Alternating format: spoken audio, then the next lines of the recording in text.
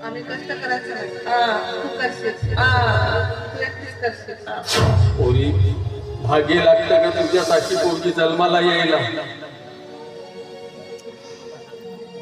पण काय करू ग परमेश्वरात माझी परीक्षा बघतो त्याच मी काय करू पोरी जसं अभिमन्यू कौरवाने रचलेल्या संकटात सापडून जसा ऋतूची झुंज दिली ना वेगळा तसाच मी सुद्धा या परमेश्वराने रचलेल्या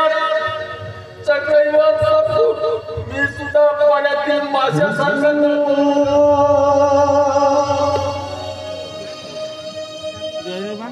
महिन्याभरात शेतीचे दिवस येते कुठून आणायचा एवढा पैसा कशी करायची शेती झाली नाही तर आपला संसार कसा करायचा आणि तिचं लग्न सुद्धा करायचं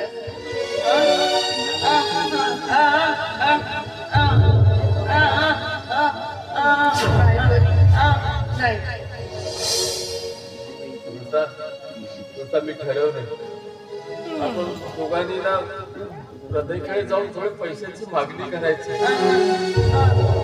तुम्हाला वाटतं तो पैसे देणार म्हणून आपला श्रीसू आहे ना काढायचे ना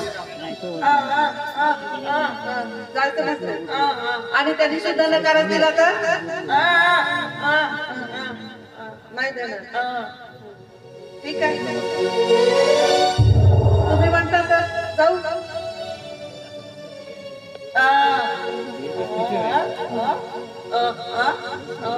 काय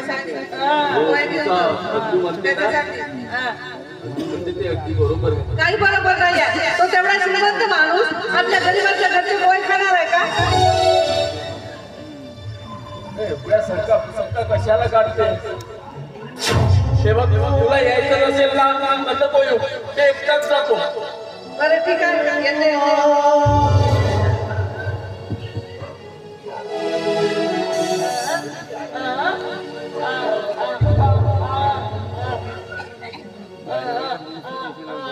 दादाला सांगतो तू आठवण करते बोलू सांगतो बेटा सांगतो रडते बोलून सांगतो सांगतो बेटा सांगतो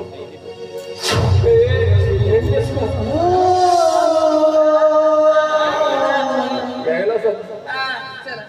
हे बघा आम्ही निघतोय त्या मित्राला दारू पिऊन घरात धिंगाणा घालू द्यायचं नाही आणि लक्ष ठेवायचं त्याला म्हणू घ्यायला सांगतो बरं सांग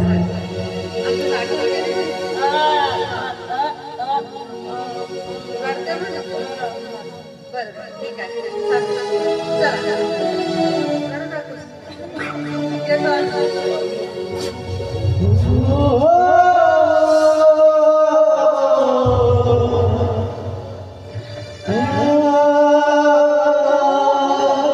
चला त्याला घेऊन येतो हो तुला भेटायला घेऊन रडू नका ठीक आहे आम्ही सुद्धा लवकर